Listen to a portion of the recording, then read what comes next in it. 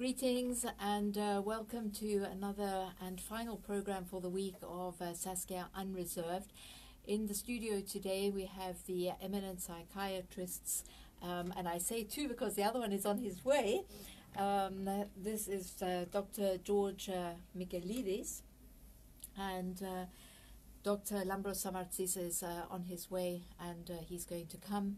And we're going to be discussing fetal alcohol syndrome and another very important subject, harm reduction approach. So if you have any questions about drugs, fetal alcohol syndrome, and you want to know more about what it is, do stay tuned, post your comments, and of course we're looking forward to having them answered by our very eminent guests.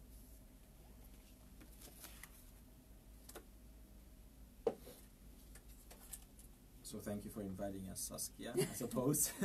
Great. We're crossing over now. I'll probably have to repeat that. Unfortunately, we had to make quite a lot of shouting to the ministry, but eventually we made it and managed it. He's coming. So anyway, we're happy to have you here.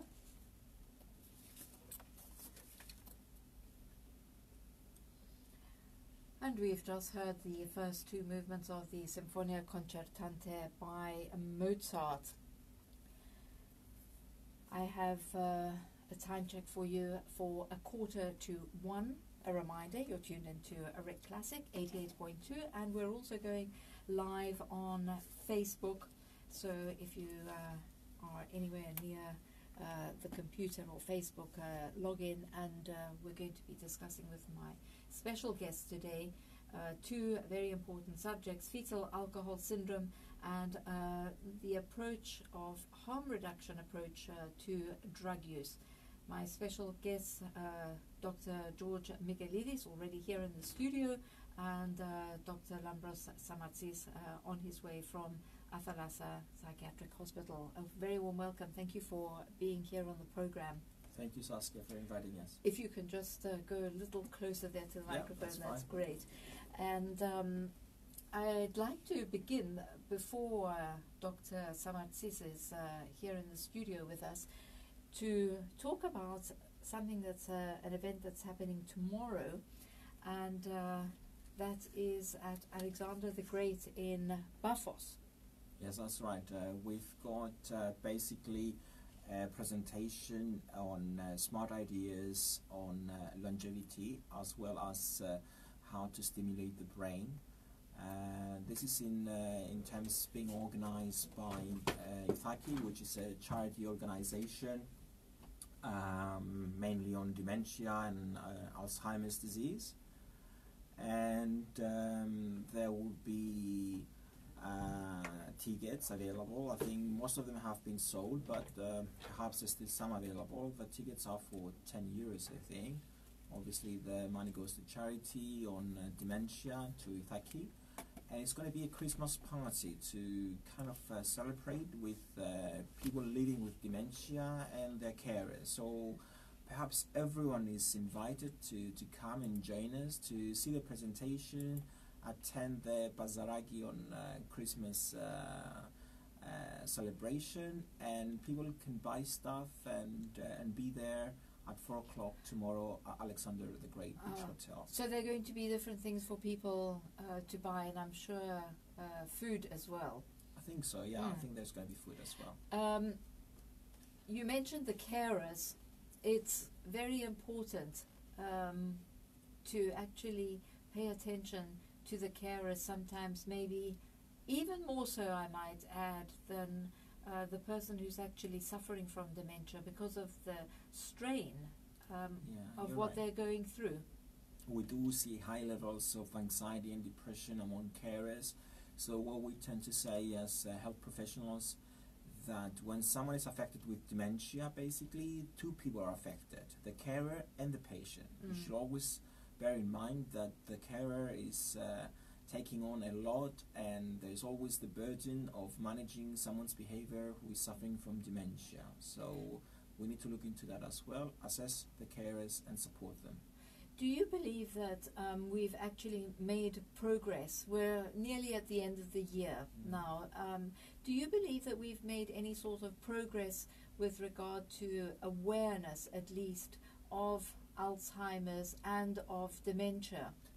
I think that we have done a good work this year, and we have promoted dementia through different events in terms of prevention and diagnosis and treatment, and we have done a good work in terms of organizing an event for health professionals and for carers and for patients on dementia. That was a few months ago, as you remember. Yes. So I think we should carry on the good work in terms of informing the people in Cyprus that dementia is in front of us. People are living longer. If you go back like 150 years ago, they used to live up to the age of 40. Yes. Now 62% will live up to the age of 80. So people are living longer, and we need to find ways to manage the difficulties, the problems, the dementia that comes along. The awareness is there. Has the stigma been reduced in any way? The stigma, if we look into it and think about it, because we all have like parents or grandparents living with dementia, has changed. The thing is sometimes that people should be aware that people suffering with dementia usually are managed by neurologists, psychiatrists, geriatricians, and each professional have their own expertise. So it's very important to think that if your person who you love suffers with dementia and needs to see a psychiatrist, there's nothing wrong with seeing a psychiatrist. That doesn't mean your loved one is crazy or anything like that, but you need to be aware that the psychiatrists are the ones to manage the behavior that comes along with dementia. And sometimes also the whole pack, but what we tend to do is we liaise with different doctors, and we kind of like look into managing the symptoms and the behavior that comes along with dementia. As far as individual places are concerned, in each of the cities in Cyprus, so across the 5 cities, is there an equal, are there equal facilities for people suffering from dementia? No, of course they're not, and there are issues around that, and there should be in every city, in every district, different things, such as like memory clinic. We have started a year ago now in Nicosia. It should be in every district, not just in Nicosia, because not people only in Nicosia suffer from dementia. I was going to say. So it's important to start initiating memory clinics in every district in Cyprus. Is the memory clinic, sorry to interrupt you, is that run by the government? Yeah, I was the one that organized the memory clinic for the last 1 year in Gendro Lacha, basically. And now that you're going and someone you're else leaving, someone else is going to take on that, and hopefully within the next few months, a memory clinic will start in Limassol as well. So there is a doctor being identified who is going to run the clinic, the memory clinic in Limassol. So hopefully that will happen soon in the next few months. Right. Has this been factored into? Hello, Dr. Samartzis. Thank you so much for coming. I will be with you in a minute. I just want to ask Dr. Mikellides, as far as the YESI is concerned, how is this going to affect the clinics? Surely they factored in now that they've got such a brilliant plan in place that they need to have so much allocated for these clinics, and we're going to see them all springing up and everything is going to be perfect. So nobody really knows, I think. So things are in the pipeline, things are changing, things are being organized. That's what we hear in the last few years. But we haven't seen anything to grab on that as clinicians. We're not quite clear as what is going to happen. It's all down to the OKP, how is that going to organize the things, and who is going to be the providers, who is going to be paid. We hear about pay by results, we hear different things. how things will work around, but as we all know, doctors have not agreed yet in terms of ESC plan, etc. So we're not quite clear as what's going to happen. It boggles the mind that 6 months prior to the launch, we are still... but the launch actually is happening in January. It's not in 6 months. So things are changing in January. In January. In terms of primary care. And people don't really know how will that work. So we'll see. That's a whole other subject. Our subject today, and thankfully after quite a lot of... a few telephone calls, we've managed to get Dr. Samartzis here as well. So thank you. Please just speak very clearly into the microphone. To speak about fetal alcohol syndrome. And I wanted to start by asking, are all psychiatrists in agreement with what it actually is? Is a well-known syndrome that comes as a result of alcohol overconsumption during the pregnancy, the period of pregnancy, alcohol overconsumption by a pregnant woman. The result is, of course, there are some symptoms to the newborn, to the baby. Yes. Not exactly to the baby, but after some. Usually, the common presentation is that the newborn is doesn't show any signs initially, but later, some years later, during the preschool or the school period, elementary school period, first years of the elementary school, the child presents some symptoms that is something like attention deficit hyperactivity disorder. Yes. So some symptoms of decreased ability to follow the class. It's very interesting that it's actually called fetal alcohol syndrome, because it's something that actually manifests and becomes apparent only quite a bit later. But actually is what we see as what we should say, it's a lifelong disorder. So it's not just in preschool or in school. If we've got people like suffering with concentration difficulties, with let's say aggressive behaviors, impulsive behaviors, difficulties in schooling, problems with the law, things come into play that actually the person will live with this syndrome for the rest of his life or her life. And as psychiatrists, how do you actually go back and think, this could be alcohol fetal syndrome? It could be as a result of it. Because if you have attention deficit disorder, how do you know that what it's being caused by? Well, this is true. It's sometimes is not that easy to set retrospectively diagnosis of the syndrome. Of course, this is something that in the very severe cases we can diagnose from the very first days. Right. Because there are some phenotypical symptoms, signs. Yes. In the for example, in the face of the newborn, also in the face. But these are only severe cases. Usually, there is everything looks like that there's no problem. A small head as well. Yeah. Small head, small, very thin upper lip, with big increased distance between the upper lip and the nose. Yes. The nose. There's some faults around the eyes, there's some differences in the ears. Right. So there are actual physical differences as well as the learning disabilities and the intellectual disabilities. How is that different to PFAS, so partial fetal alcohol syndrome?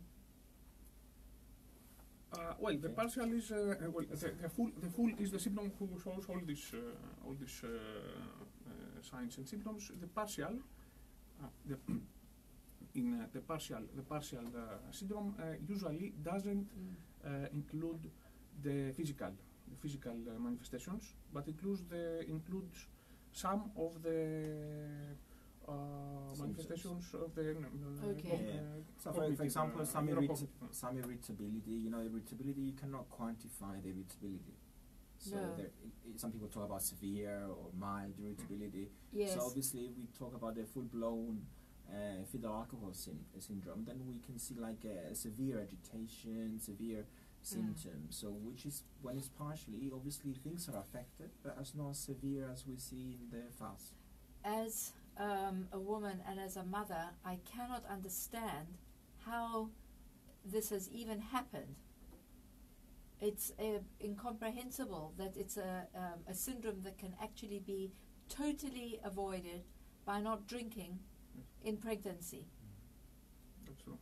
So I mean, it's not just alcohol, as I mentioned before we have started today. Yes. It's smoking cigarettes, it's drug use, dangerous behaviors, and in any way that you're actually putting yourself and your baby at risk, basically.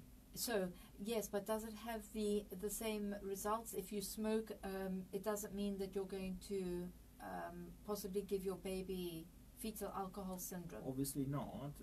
FAS, I think, is much more severe and much more Yes. important. Take into consideration if you're going to try and compare the two. Yes. But both of them are equally bad in some ways. Very. Yeah, of course. Yes. Is there any treatment? Is it reversible, the damage that's done? Some of these manifestations may become reversible by using behavioral approach and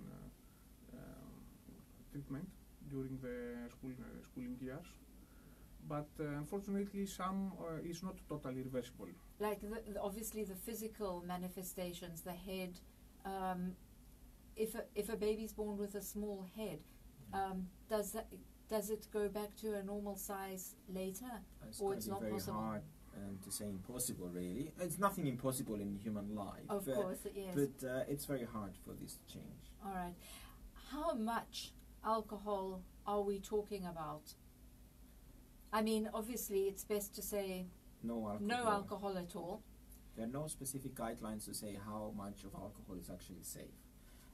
Sometimes we hear gynecologists advising, you can drink a glass of wine per week or something like that. One a week.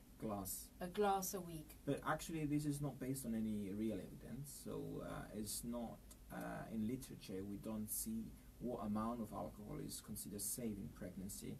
So most of us, I think, we should advise that we should not drink any alcohol during pregnancy. I can't. It's very difficult to understand how anybody would actually jeopardize their pregnancy or their child and be left with so many difficulties afterwards. What is the situation in Cyprus? Do we have a large number of patients suffering? Unfortunately, there are no released statistics on this. And this is sometimes, as I said before, these children are delivered totally normal with an APGAR score 10 to 10 or 9 to 10, so almost totally healthy. Yes. They don't show the full-blown syndrome with the physical phenotypical symptomatology, and therefore, and later during the preschool or elementary school period, they show this sign of academic or psychological development retardation.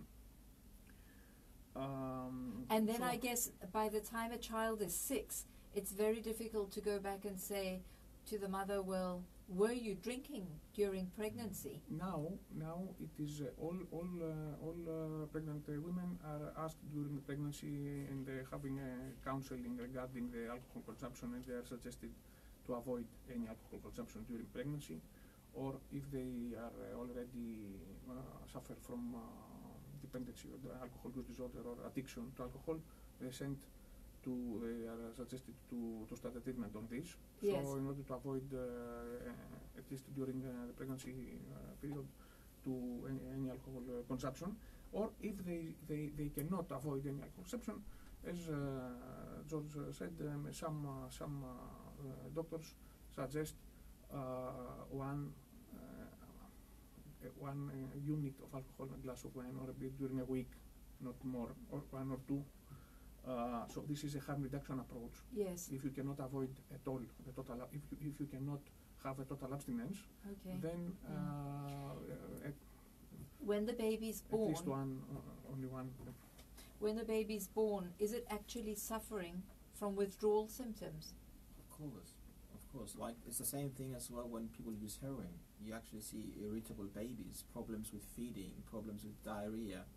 So you can actually see these symptoms in the newborn, especially when we're talking about FAST, the fetal alcohol syndrome.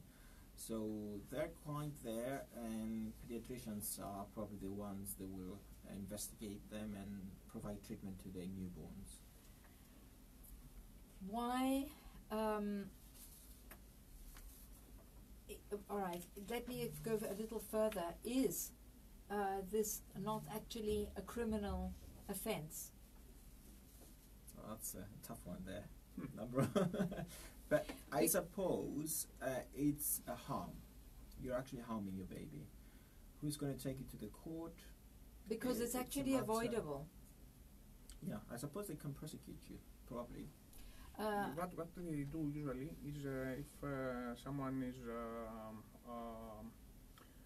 having a behavior that could harm the baby or the embryo, the social worker can take a role in this, in the management of this, as a part of the multidisciplinary team who manages this. But no one is going to take you to the court unless you do something really, really bad. In the UK, there was a court case 2 years ago, and the mother was found to be not accountable. But there is negligence. So there is negligence, and not just negligence, there is harm. You're actually causing a harm. Obviously, a lot of people talk about the fetal, the embryo, and the rights of the embryo might not be there. I was going to say that was we go into a whole Ethical and legal stuff, subject there as far as that's concerned. And then you think about abortions as well. Until what age, how many weeks the mother is allowed to actually have an abortion, because there is a limit there as well. And in Cyprus, it has been the case in the last year or so that a gynecologist, I think, was prosecuted because he did an abortion to a lady that basically is still illegal. They were trying to pass a bill, I think, through the parliament. I think it was passed. Was it passed? Yes, I think. I stand to be corrected, but I think it was passed through. I'm not sure if they up to a passed it, but they certain were thinking age. about it. I would like to add another point in this discussion. If the mother is a non-addicted alcohol abuser, then you can say that contributes to harm to the embryo. But if there is an addicted or a dependent, then is considered a patient, because addiction is a chronic relapsing remitting mental disorder. Then we can say that is not something that he does intentionally. Of course, he has the obligation to start the treatment and to avoid, to protect the embryo. Dr. Mikellides touched on drugs as well, and having the syndrome. I'd like to ask about caffeine and its effects, not only during pregnancy, but also while breastfeeding. So I suppose caffeine is a mild stimulant, and I should go back to the ancient Greeks and say everything in moderation. So if you're abusing a stimulant, then obviously it will cause irritability to the newborn, to the baby, and also to the mother. So they can use also decaffeinated coffee, which is another option for people they love coffee, and drink in moderation. Some gynecologists will advise as well one coffee per day, and that's it. So just going back to the phrase everything in moderation, I think that will be the optimum. Right. Something which is also equally difficult to understand is harm reduction approach. And I wanted to bring this up as well today. And maybe you can outline to our listeners, Dr. Samartzis, what it actually means. We'll try to describe in a few words. When we say harm reduction, harm reduction is a treatment approach, a treatment philosophy that a modern treatment approach in order to treat drug addiction comes as something like a step further from the old one, abstinence-oriented approach, total abstinence-oriented approach, or yes. the war on drugs approach. This says that we prefer, it is better for our patient to avoid any use of illegal drugs, of drugs of abuse, legal or illegal. It's better to avoid at all.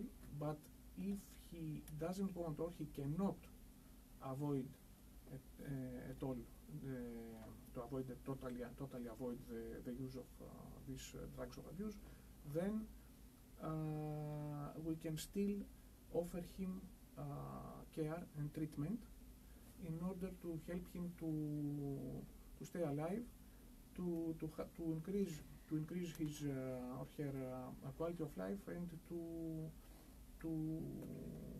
increase the life expectancy, and to decrease morbidity and mortality of this patient. So we continue to care and to offer him treatment, despite the fact that he doesn't stay away from drugs, but he continues yes. to do some use of drugs of abuse.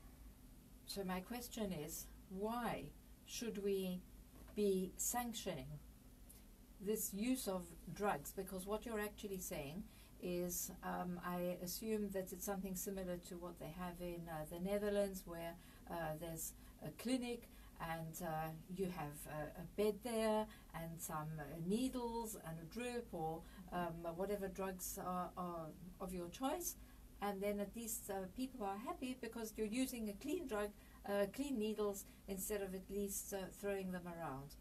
And safer. It's safer, yes, but why should the taxpayer, because basically the taxpayer is providing this, why should we be doing that? And why should we not be saying that this is not okay? And where is Cyprus in harm reduction approach? There are some, this harm reduction approach, of course, is a pan-European or universal approach, is one of the pillars of the European drug policy guidelines. Of course, and there have been some steps in this direction starting from 2007, when the opioid substitution treatment approach started in Cyprus. Opioid substitution treatment approach is treatment that is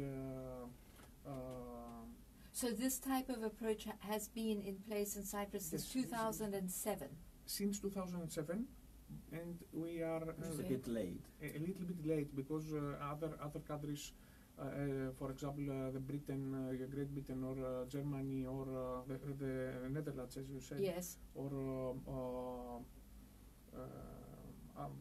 other European countries, yes, have more or less 40 years since they started this, and Greece 25 years. All right, let's go to the results of Greece, if you're familiar with those in particular. Has it seen a decline? Well, this or that isn't the purpose. In Greece, I'm going to tell you, in Greece and Cyprus, unfortunately, especially in Cyprus, we don't have yet the full frame, the full all the full range of services.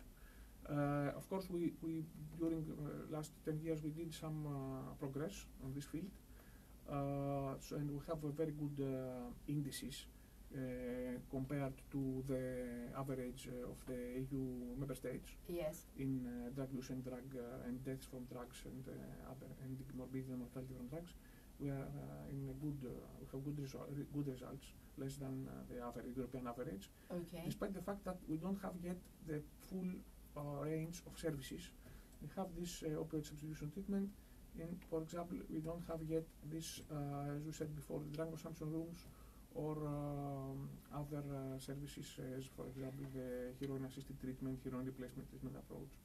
I never bring religion into discussions, but because... That's a good thing. Yes, I think so.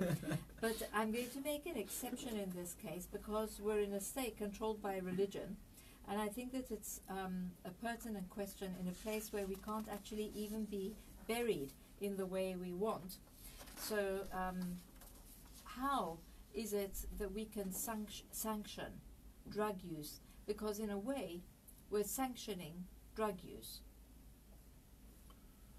I suppose it's a debate that you can talk about it forever. So there are people, there are professionals, health professionals, they will advocate for legalize and regulate. Yes. Rather than the way things are now, which is a big mess basically. In Netherlands... in which way are they a mess? Okay, there were different things, like sometimes trying to manage addiction with an addictive drug, for example. Right. It doesn't work. It doesn't work. Like OxyContin, there was a huge thing in Cyprus that basically you cannot use OxyContin for substitution therapy because it's addictive, creates a tolerance, and it's not licensed or approved for it. So until recently that has stopped. So was that Cyprus. actually being prescribed? There are some well, opioids is a family category of drugs that you can use in. They have indications for the pain, medical use. They have medical use, Yes. legal, good medical use as painkillers, for example, and bad illegal use as recreational drugs of abuse. So how has Cyprus... Sometimes there is a diversion. Yes. You can obtain an opioid medication for medical use, but you can use it. You can change the indication. You can you can do anything you like in yes. Cyprus, basically, Saskia, if you don't know that. And change the use and use it as an illegal, as a recreational drug. This is something that is a worldwide phenomenon. For example, you can take you can have prescribed you can take a legal opioid painkiller. You can change the form from pill to powder. You smash it. You make a water solution. You can inject it, you can inhale it, you can do what you like. Inhale it or inject it, yes. You can use it as a recreational drug of abuse. And of course this includes... and then obviously that's something that you've risk. Maybe prescribed. No, I didn't prescribe. No, but I mean it could be prescribed by... You could prescribe... Are we talking about which substance? Well, whatever you've just said, that's... This is common to the pain management. To pain management drugs. You obtain painkillers and you use it as a drugs of euphoria. As a recreational for recreational reasons, or in order to self-treat withdrawal symptoms if you are already addicted to other opioids. So this is called diversion. You change the indication or the way you use or the route of administration, Okay. or you sell illegally. So in Cyprus, we seem to have not progressed to where we need to go. I think we should not be so kind of like negative, I would say, Saskia. I think we're doing work. Things are changing, probably not in the best way, but in a good way, let's say. Well, in a good way. All right. Tell me how we can go so that it can be in the best way, considering that other countries, as you say, have started this 40 years ago. Is this the ultimate solution? What is keeping Cyprus back? I think one of the important things is setting standards. As we know, for example, in the UK, they've got the CQCs, the Care Quality Commissions, that they're looking into what is the best care, something we don't have in Cyprus. So these are the committees, actually, they look into everything to do with health. It is to do with drug substitution, to do with mental health, to do with cancer care, to do with dementia. So when you're running a clinic, either in the public health sector or in the private sector, you should be meeting standards, and someone should be regulating you. And the someone regulating you is now... And an independent body as well. There we go. Which does not exist, obviously. So we don't have an independent body. So that's what's stopping, for example, us having a neurosurgeon in the Bafos Hospital or in Larnaca. I was absolutely flabbergasted to find out that we don't have a surgeon in these hospitals. So if you have any kind of head trauma, you've got a serious problem until they get you to Nicosia. Because when you actually, everything is run through the ministry, then ministry, as we say in the Greek language, I am the dad, I'm the godfather. So I do what I like. So an independent body will be able to do some other stuff. How? What is the feeling of doctors about such a body, and has it been put forward to the ministry? Of course, this is a good thing to progress in by having an independent body for medical guidelines and protocols, etc. And this I think that is going to take place soon. I would like to add to the discussion that is also a matter of money, matter of funding, because drug addiction is a chronic mental disorder that it is treated as a part of the mental health sector, in the mental health sector, private or public sector mainly. How many patients have we got who would fall into this category of using the harm reduction approach, who are not prepared to stop using drugs? This is of course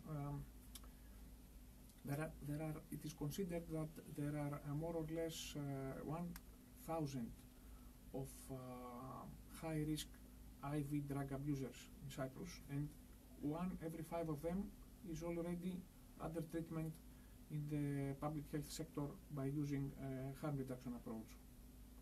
Of course, there are others who are treated in other treatment centers. I just want to focus on the ones with this harm reduction approach. Have you seen that it's made positive steps for them? Has it actually helped? Yes, they are helped.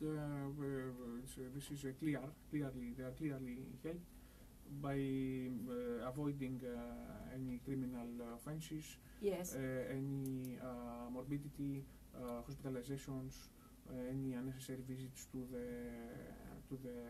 These are all hospitals. Things that actually cost to avoid the state money. Increase functionality. Yes. They go back to work, to the family. There are some economical studies on this that there is evidence that for every €1 you give in order to develop harm reduction services, the state takes back around 12 or 15 euros. So it's a very good way to spend money. Right.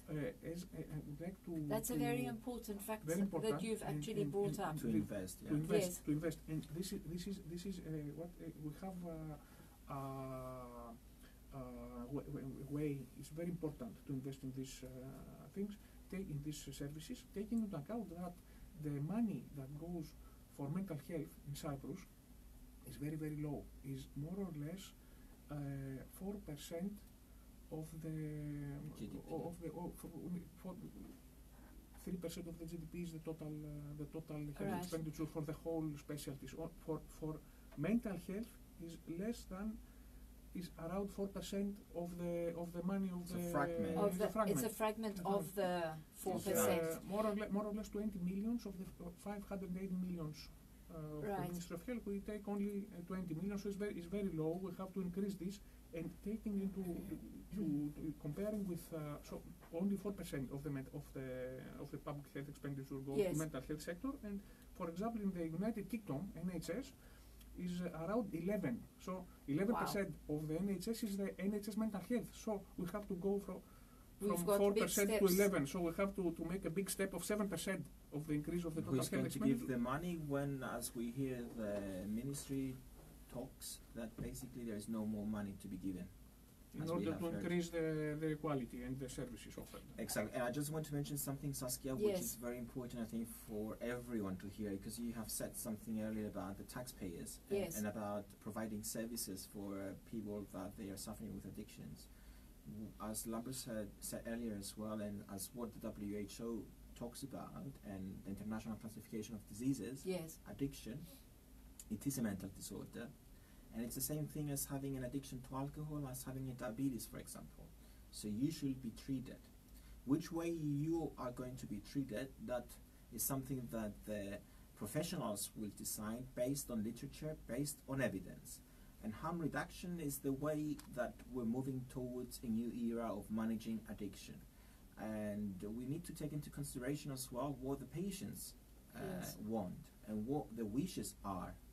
I think they seem to be very far down on the list in terms of considering them. They're referred to as bingers, as junkies, Outcasts and et cetera. outcasts, the social evils, and I think that there's a lack of compassion Empathy. and empathy shown towards these people. And I think that very few in the public sector, and I don't mean the public sector working, I mean the general public, understand that it is actually an addiction. Mhm. This And is it needs stigmatization to Yes. this subgroup of patients, this population subgroup of the addicted patients, Yes, the patients who are suffering from drug use disorder or alcohol use disorder. This is the correct medical terminology.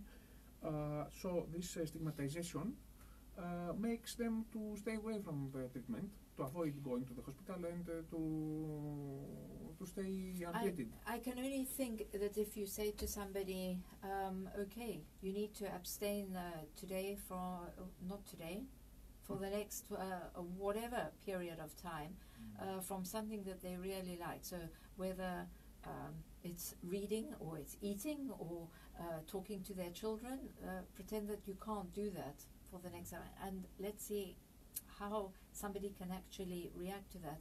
I always think of being addicted in that way, and how one can actually stop.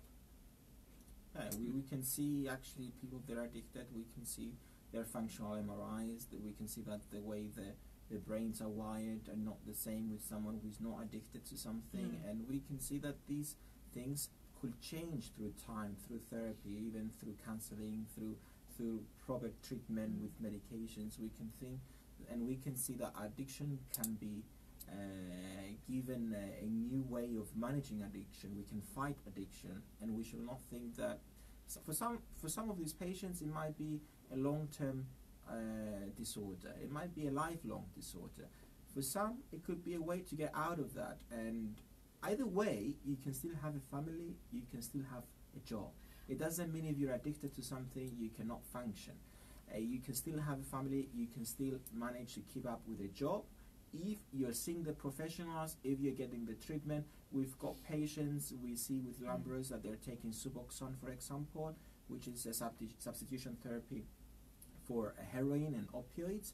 And we can see these people going to work, having children, having families. So it does not mean that if you're addicted in a substance that you're completely off your social life.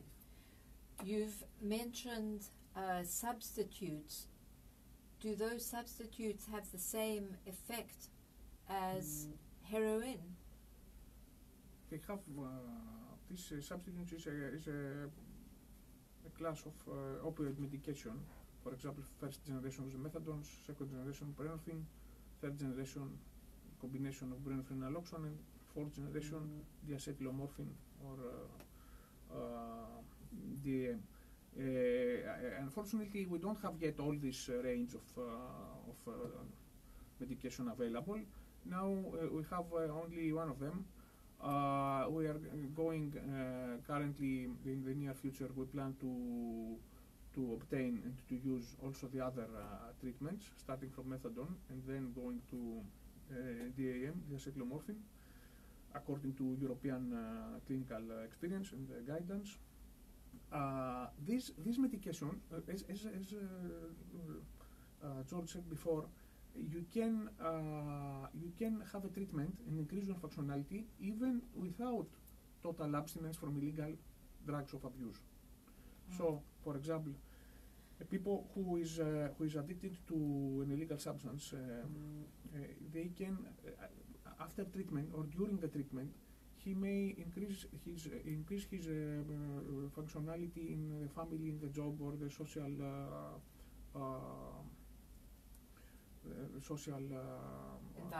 environment. Yes. Social environment, his interpersonal relationships, and to function better, go back to work, return to his family, etc. Even without stopping the medication, the drug, the illegal drug. But of course, he has to be under treatment. He has to change the way he uses this drug to decrease the frequency and the dose. This is different, though, to be under psychiatric care and therapy, as what I've understood from the places, for example, in Holland, where nobody actually says anything to you. The places there open for you to go and use clean needles and whatever. There's a difference. Someone needs to supervise those places. So those places are supervised? Sometimes they could be supervised by nurses or social workers or doctors, depending on which place we're looking into. Ultimately, is who is responsible for that place. Because imagine, Saskia, if someone dies in that room with an overdose. Yes, that's what I wanted to ask. So who's going to have that responsibility? Obviously, a multidisciplinary team managing a place as such, it will be the best practice. I'm going to. This is a very modern approach. Now there is currently currently around Europe there are working 90 of these facilities, these rooms in main cities around Europe. This is called drug consumption rooms, actually. Drug consumption rooms is a place when you can go. Usually there is a health professional, not necessarily a psychiatrist. It may be a social worker or a nurse, or and they offer the drug consumption. You bring your own drugs. Your own drugs. Okay. And they offered a safe place to use the drugs, and they are offering clean needles and syringes in order to avoid the drug and syringe sharing, which is something very, very risky for AIDS and hepatitis C, HIV, and other viral infections. In order to avoid this infection, the transmission. This is the word. To avoid the transmission of these viral infections in the society and the population, and also in order to avoid accidental overdoses. Because if you have an accidental overdose and you are alone in the forest or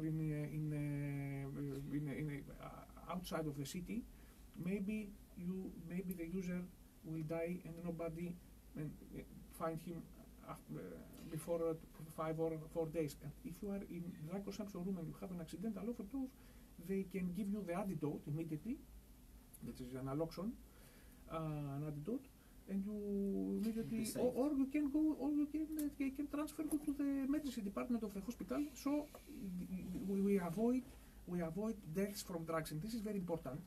And now the reason why we focus on the opioids is because that 90% of the deaths from drugs are a subpopulation of the drug user, that is the young men who use IV opioids intravenously. This is 90% of the drugs. So if we avoid drugs in this subpopulation, the opioid addicted people, then we decrease for 90% the deaths from drugs per year in the country. So this is called harm reduction. I want to bring up human rights, and when you talk about these drug consumption rooms, do you think that is a place where somebody might go out to try drugs for the first time, and is it sort of giving somebody the stamp of allowance of saying that it's something acceptable? And you cannot buy their drugs, or you cannot deal. Drug dealing is is not legal. It's still illegal. It's not a legalization of. It's not a legalization, but it's a sort of acceptance, in a way, of being able to do it. And maybe if one person's going to go and do drugs, they'll take their friend along who maybe doesn't do it out of curiosity, and they go to have a look. Now I'm thinking in Cyprus, and they may even try. And I'm thinking in Cyprus, before you came, Dr. Samartzis, we were talking about Alzheimer's patients, and that we don't even have a clinic for these patients in each city. Mm-hmm. That's true. How are you going to say that we're channeling funds into harm reduction approach and to having these kind of approaches to taking drugs? Of course, this is something that, to my viewpoint, both of these services are they're both necessary. Both necessary for our health system. It's a different. One is for the drug, for this is there are for different there are just patients. a whole lot more people suffering from dementia, I think, and Alzheimer's than the 1,000 patients that you've said. But equally, I can negate my own argument by saying, well, there are fewer people having to deal with multiple sclerosis, but it doesn't mean that it isn't debilitating, and that those, even if there are 3 people in the whole of Cyprus suffering, that they shouldn't be. You should provide care. They should have care, of course. Obviously, the government should provide care for every patient. It's a duty. It's Yes. a human right to be alive and to have the best possible care. So I think we're learning, we're growing, we are trying to get into the European guidelines for everything, as Lambros mentioned about the European guidelines on Yes. drugs, the European guidelines on everything really, and there are also the WHO guidelines. So obviously everything comes down to money and how you're managing money. How does the health ministry, what is their approach to these drug consumption rooms? We don't have yet one of them. I don't know the opinion of the Minister of Health for this. I think that this is something that we discuss in the service, and probably in the near future we can. You have actually discussed it with the minister?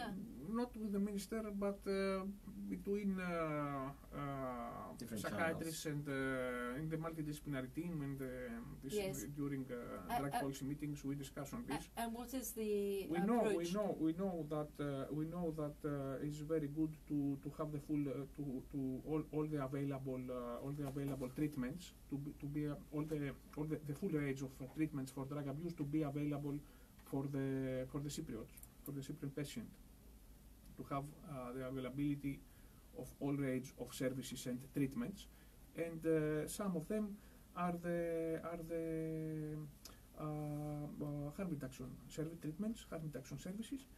These are the opioid substitution treatment, as I said, that is available still since 10 or 11 years ago in Cyprus, starting from 2007.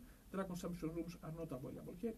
Now we have a program that is going to start from this year to provide with a self-used antidote the drug users, naloxone intranasal naloxone kit. So if they see if they are going to suspect an overdose, then they can use and to invert the overdose by themselves, because sometimes there is no time to.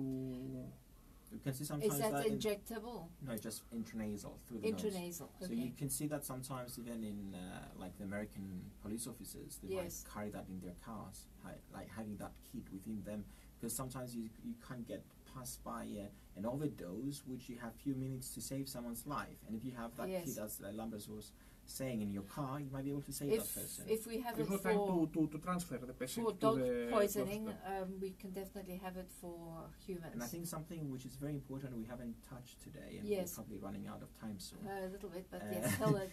I think it's like you've got the right to treatment when we're talking about addictions. No family member, no one is actually going to force you to get treatment for your addiction. No one can do that. As you've said on previous programs, it's always down to the person themselves. Exactly. Because you still have the right of no treatment. Exactly. You can. If you have the capacity to decide for yourself, that comes down to that. Sometimes, though, I can imagine. I've never been in this situation, so it's very hard for me to understand what it must be like being in the family of a drug abuser. You can just say something very simple sometimes, just to understand addiction, and then we can move that. That's horrible. That's a disaster. Because I hear stories every day which are really horrendous about breaking stuff, threatening with knives, threatening with guns, and you name it. You hear it as a psychiatrist. Yes. That does not mean that you're going to lock up someone in a mental health hospital because of these behaviors. Asking for money, for example. Threatening to kill to obtain cocaine, right? But what I just want to say, it's obviously. I understand that, but tell me about the person who's on the receiving end of that. How do they deal with that? It's a disaster. They should go through court proceedings and obtain restraining orders against their own children. That's what they should do, rather than calling up psychiatrists, telling them lock them up in a mental health hospital. Oh, is that what happens? Yeah, exactly. So you believe that the restraining order is going to work? Of course, if they will obtain one, but they will say it's my child. I cannot do that. I cannot send my own child to prison. Sometimes people do that because indirectly they might stop using drugs, not by forcing them upon, let's say, a medical treatment, but by kind of like putting them into prisons.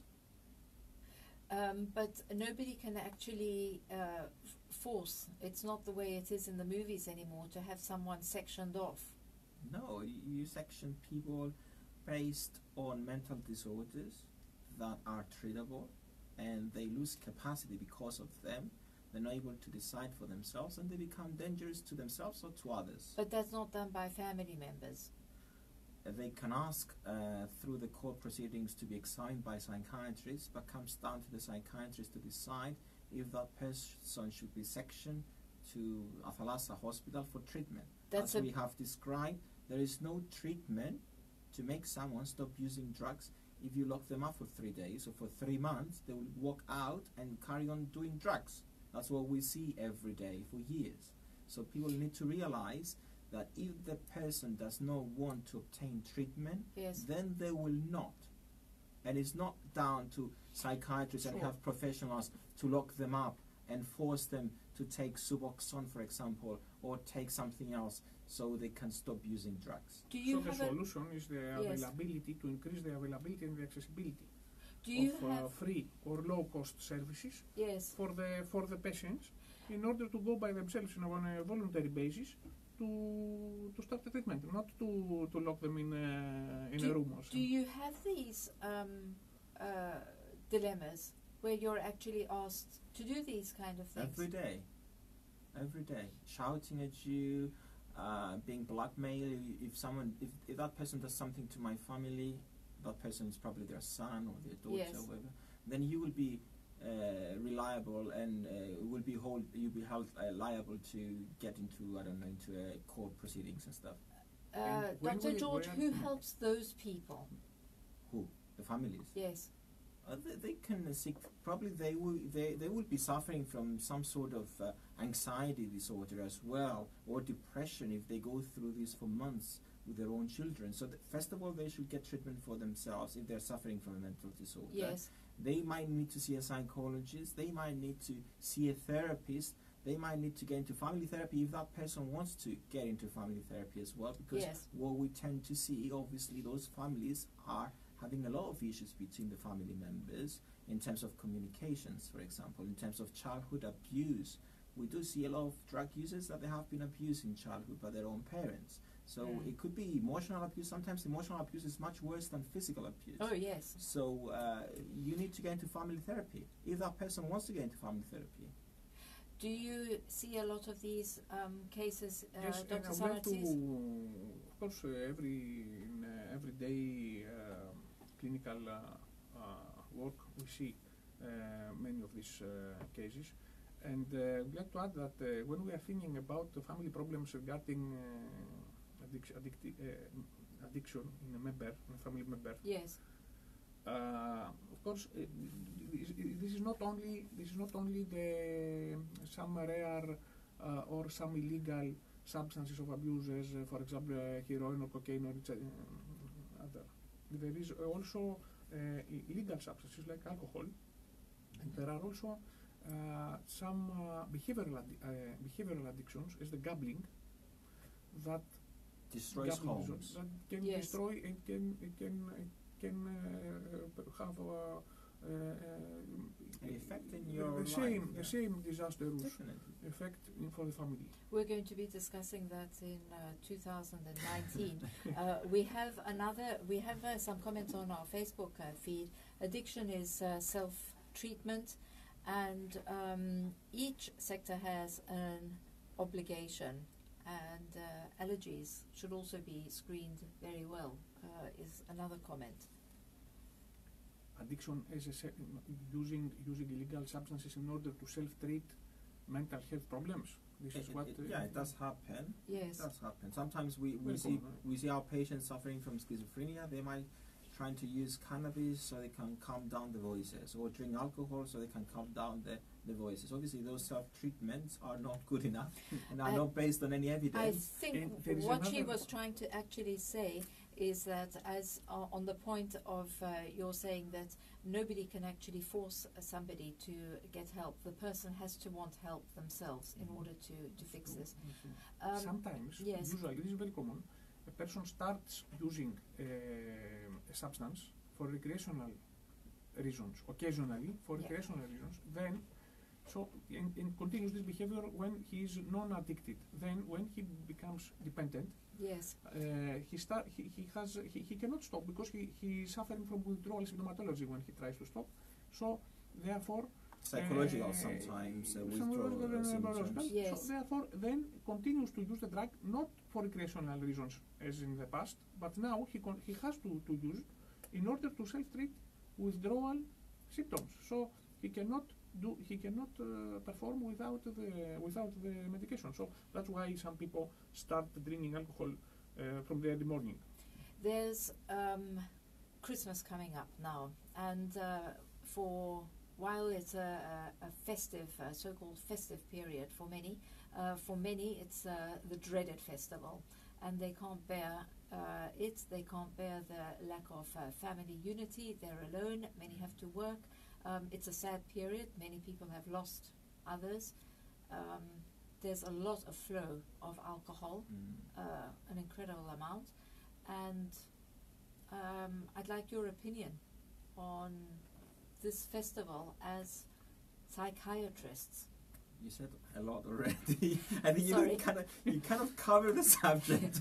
I always think of it as the dreaded festival because I think of so many people who are so unhappy Yeah, it brings up memories from Yes. the past, childhood abuse, childhood difficulties, comparing yourself with other children. I didn't get any presents.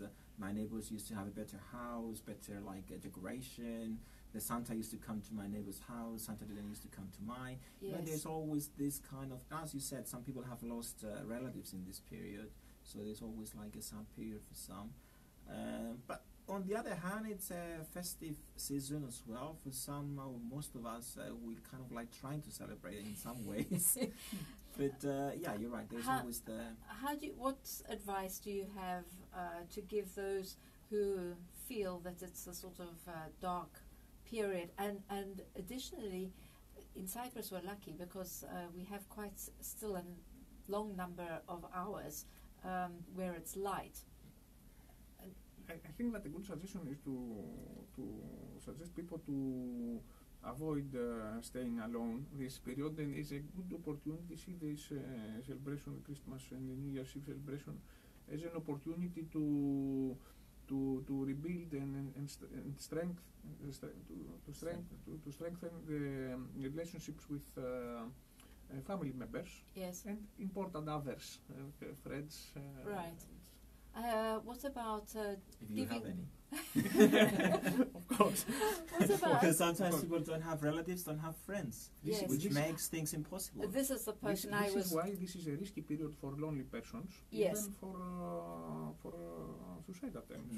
This is what I was going to say. I for example, know one It's very person. traumatic to spend all these days alone. She's very alone, and I thought it's always good if you can possibly donate your services and do some volunteer work. But somebody who's really depressed doesn't even want to volunteer or help. It depends on what level of depression we're talking about. I mean, if you're mildly depressed, you can try and push yourself as much as you can. In any level, you can try and Yes. push yourself as much as you can. But I think what's important is to try and, as Lambros said, is to try and get into different kind of social interactions Yes. rather than isolate yourself. Right. Isolation makes things worse because you always comes down to social comparison. You'll be thinking, oh, Saskia is out with your parents drinking wine. Obviously, we're talking about wine now, but everything in moderation. So Yes. celebrating, and I'm at home alone. So if you're thinking about all this kind of social comparison theory, you'll get into trouble. You get into melancholia. You'll get into depression. Facebook is bad for that too. Yeah, because you might have so many friends and you don't talk to anyone. So or you don't know anyone. I don't know. Yes. It's been a pleasure to have you both here on the program. Again, thank you so much for coming in, and I'd like to wish you and your family. You're about to say something. You're about to say something. Thank you very much, Saskia, for the opportunity to discuss on this And important we'll be back in the new year with a whole lot of new subjects, and I hope that everyone has a healthy and happy Christmas. We're still Thank you, here. Saskia. Thank you very much. Barik Classic 88.2. It's 10 minutes to 2. And let's listen to this last movement of the Sinfonia Concertante by Mozart.